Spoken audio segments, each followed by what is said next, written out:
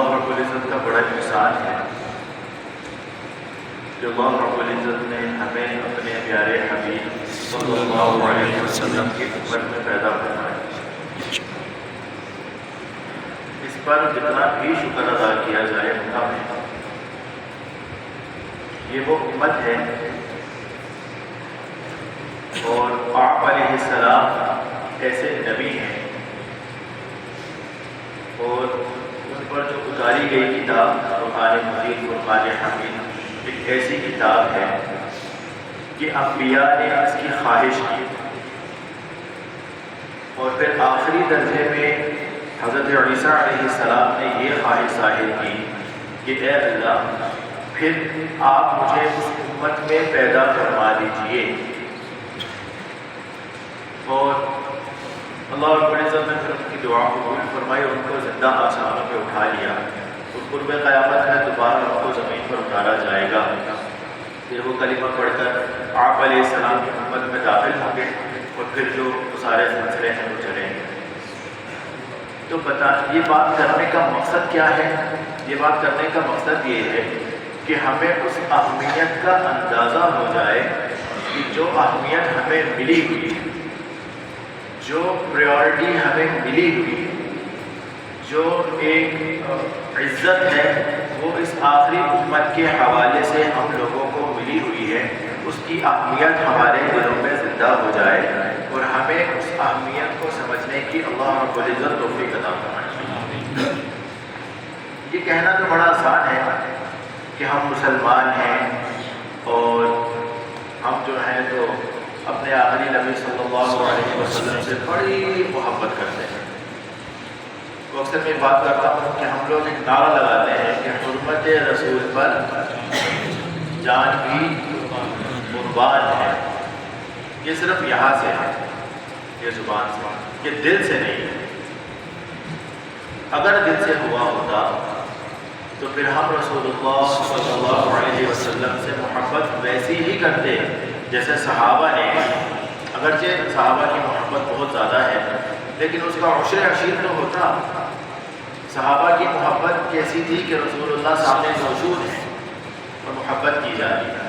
ہماری محبت کیا ہے کہ ہم نے رسول اللہ صلی اللہ علیہ وسلم کو دیکھا نہیں ہے، پھر بھی ہم ان سے محبت کرنے کا دعویٰ بھی کرتے ہیں، اور جب وقت پڑتا ہے ہم ان کی ناموس کے لیے کھڑے بھی ہو جاتے ہیں اور بڑے احتجاج کرتے ہیں اور بڑا شور شرابہ کرتے ہیں کہ ہمارے حبیب صلی اللہ علیہ وسلم کے ساتھ گستاخوں نے گستاخی کی، ان کے ساتھ ان کی ناموس کے ساتھ انہوں نے کھلواڑ کیا۔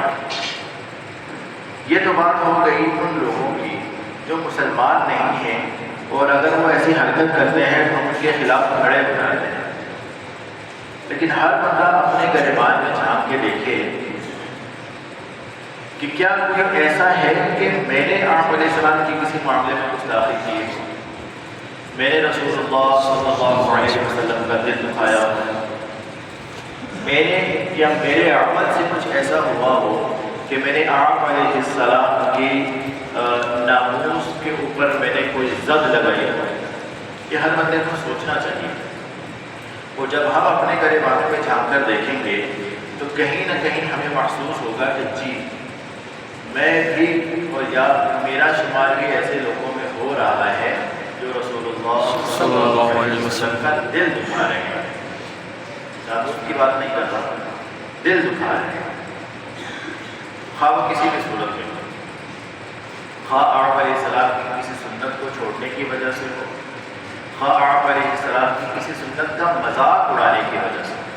اور سنتوں کے مذاق اڑانے کے بارے میں علماء فرماتے ہیں کہ جو شخص سنت کا مذاق اڑاتا ہے، مذاق اڑانے سے کیا مراد ہے کہ اگر ہم ان کے سامنے کسی چیز کا ذکر کرتے ہیں، کہتے ہیں کہ سنت ہے، تو آگے سے اگر یہ کہتے ہیں کہ سنت ہی تو ہے، سنت ہی تو ہے، یہ جملہ اپنے آپ میں اتنی بڑی ایک قوت رکھتا ہے کہ علماء فرماتے ہیں کہ اس جملے کی وجہ سے اس کا ایمان خطرے میں پڑ جاتا ہے، صرف یہ جملہ کہنے کی وجہ سے۔ تو اللہ رب العزت ہمیں توفیق عطا فرمائے کہ ہم کم از کم سے سے کم درجے میں سنتوں کا استہزاء نہ بنائیں، سنتوں کا مذاق نہ بنائیں۔ سنت کو سنت سمجھنا یہی حقیقی مسلمانی ہے۔ مسلمان صرف یہ نہیں ہے کہ لا الہ الا اللہ محمد الرسول اللہ پڑھ لیا اور اسلام میں داخل ہو گئے، اس کے بعد ہم نے کوئی کام بھی نہیں کیا تو کبھی نہ کبھی تو جنت میں جائیں گے۔ جہنم میں اگر ڈال دیے بھی گئے تو کلمہ تو پڑھا ہے، کبھی نہ کبھی تو جنت کی، کبھی نہ کبھی کی بات کہاں سے آ گئی؟ وہ جہنم کا عذاب اتنا ہلکا نہیں ہے کہ ہم اس کو اتنے ہلکے میں لے رہے ہیں، وہ بڑا سخت عذاب ہے۔ اور اس جہنم کے عذاب سے پہلے جو قبر کا عذاب ہے وہ بڑا حصہ ہے اور بڑی وحشت ہے اس کے اندر، اور بڑے عجیب قسم کے اللہ رب العزت کی مخلوقات ہیں کہ جو اس کے اعمال کا بدلہ اسے اس قبر میں دیں گے۔ اس کے اوپر استغفار کرنا چاہیے اور اس کے اوپر ہمیں ہر وقت فکر مند رہنا چاہیے کہ اے اللہ ہم کیسے، کیونکہ قبر کے بارے میں آتا ہے ہر انسان نے قبر میں جانا ہے، یہ طے شدہ بات ہے۔ اور قیامت کے بارے میں بھی جو آتا ہے کہ قیامت جن لوگوں پر آئے گی تو وہ اس کے بارے میں آتا ہے کہ وہ مسلمانوں پر نہیں آئے گی، مسلمان پہلے ہی دنیا سے رخصت ہو چکے ہوں گے۔ وہ سارے وہ لوگ ہوں گے جو اللہ بہتر جانتے ہیں ان کی کیفیات اور ان کی حالات کیا ہو سکتا ہے ان سے کہتے ہوں کہ ہم مسلمان ہیں اور اندر سے رسول خالی کھوکھلے ہوں۔ اس قبر کے عذاب سے ہر وقت پناہ مانگنی چاہیے۔ اب بحیثیت مسلمان ہماری کچھ ذمہ داریاں ہیں، ہم کیا ان ذمہ داریوں کو پورا کرتے ہیں؟ ان ذمہ داریوں میں کیا ہے؟ اللہ رب العزت کی طرف سے طے کیے گئے فرائض کو ادا کریں۔ اور ہم نے اسلام کس کو سمجھا؟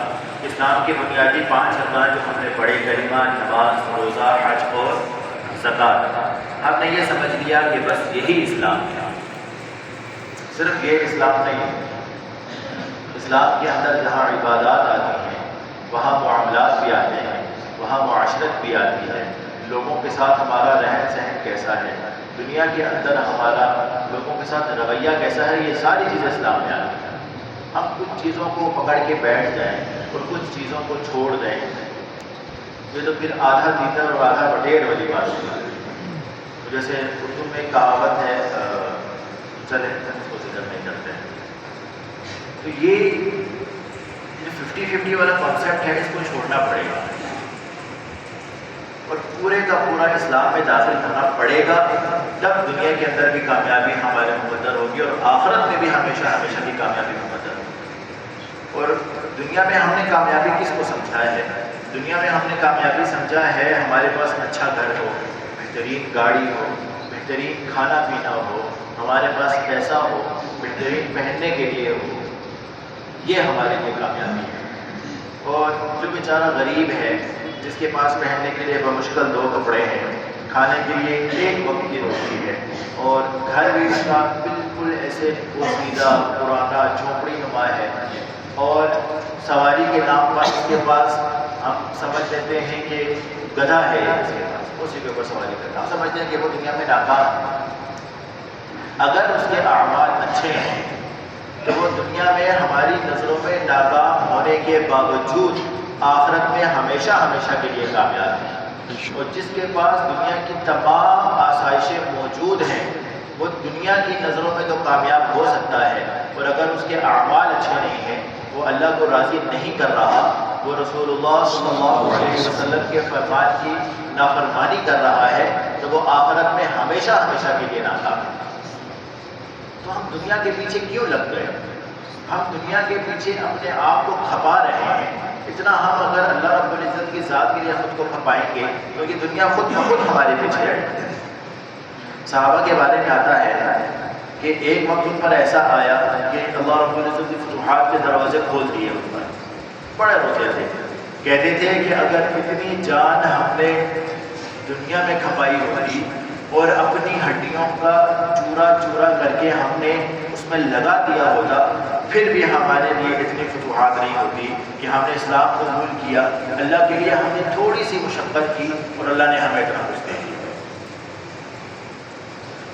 تو کہنے کا مقصد کیا ہے کہ ہم دنیا میں آ تو گئے اور اللہ رب العزت سے وعدہ بھی کر کے آئے، کہ ہم دنیا میں تیرے حکموں کے مطابق زندگی گزاریں گے، لیکن وہ کدھر گئے وہ باتیں بس ایسے ہی ہو گئے کہ ہم نے کسی سے کوئی بات کر دی اور پھر ہم بھول گئے۔ الست بربکم قالوا بلی، اللہ رب نے فرمایا کہ کیا میں تمہارا رب نہیں ہوں؟ تمام لوگوں نے کہا کہ بے شک آپ ہی ہمارے رب ہیں، لیکن دنیا میں آنے کے بعد پھر ہم نے رب کس کو بنایا؟ ہم نے دنیا میں جو بڑی بڑی چیزیں ہمیں نظر آئیں، ہمیں جو پیسہ نظر آیا، ہمیں بڑی بڑی گاڑیاں نظر آئیں، ہمیں بڑے بڑے بنگلے نظر آئے، ہمیں دنیا کی آسائشیں نظر آئیں، سہولیات نظر آئیں، لگژری آئٹمس نظر آئے، تو پھر ہم نے ان کو اپنا رب بنا لیا۔ ہم نے سوچا کہ بس انہی سے ہوتا ہے، پیسہ ہوگا تو ڈاکٹر بھی ہمارا علاج کرے گا، پیسہ ہوگا تو دنیا ہمیں عزت کی نظر سے دیکھے گی، پیسہ ہوگا تو ہر کام ہمارا آسان ہو جائے گا، پیسہ ہوگا تو ہر چیز ہمارے ہاتھوں کے نیچے رہے گی۔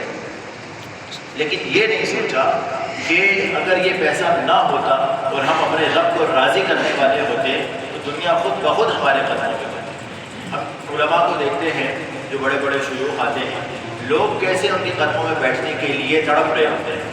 کس وجہ سے؟ پیسے کی وجہ سے۔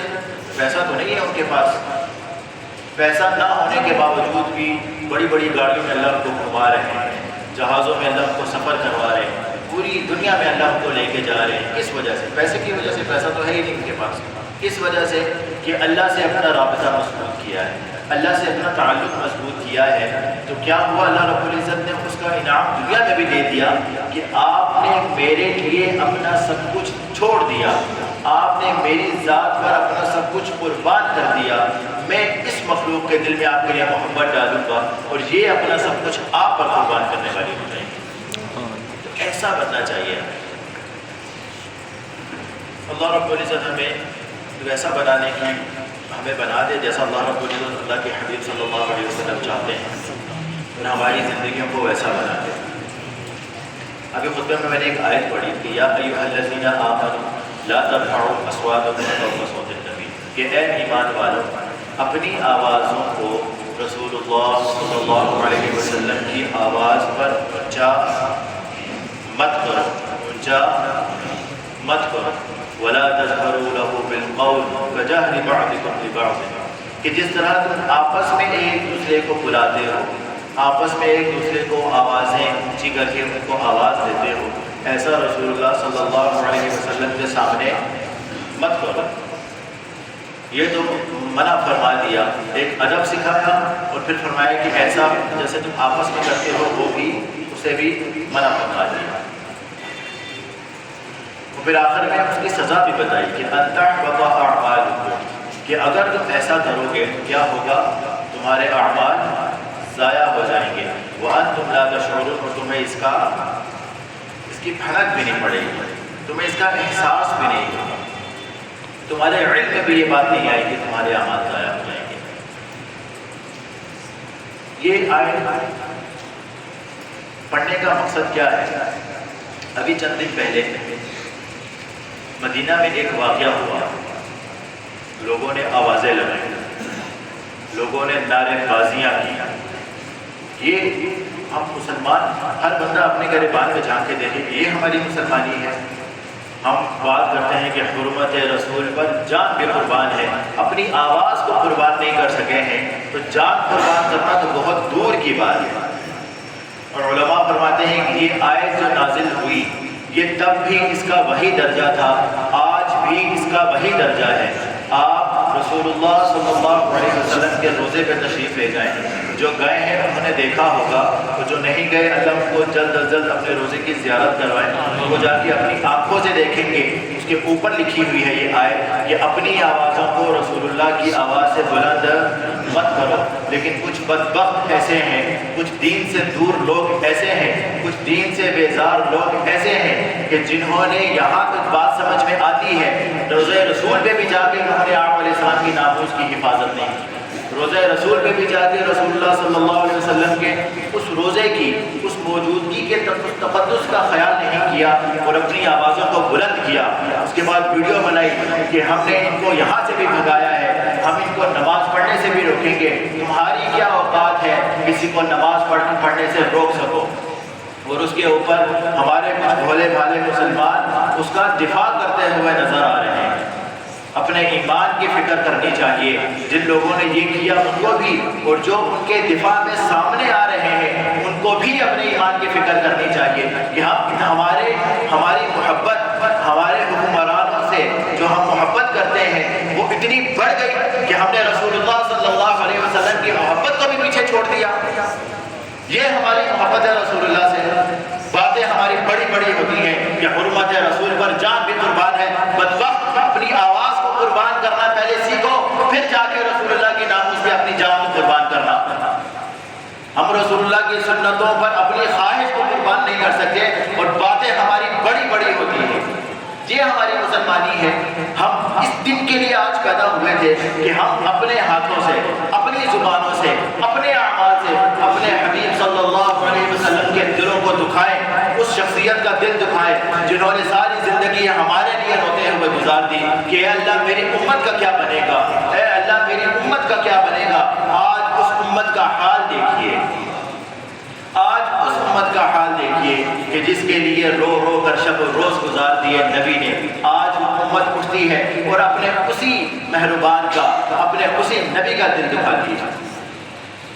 اور اتنی شرم نہیں آئی ہے ہمیں، اتنی سی شرم نہیں آئی کہ ہم اس بات پہ لوگوں کو منع کر سکیں کہ یہ نہیں کرو. اور آپ علیہ السلام کی حدیث ہے، فرمایا کہ لا یؤمن احدکم حتی اکون احب الیہ من والدہ وولدہ والناس اجمعین. کہ کوئی مومن اس وقت تک مومن نہیں ہو سکتا کہ جب تک مجھ سے جو محبت کرتا ہے اس کے ماں باپ اور تمام لوگوں سے زیادہ نہ ہو جائے.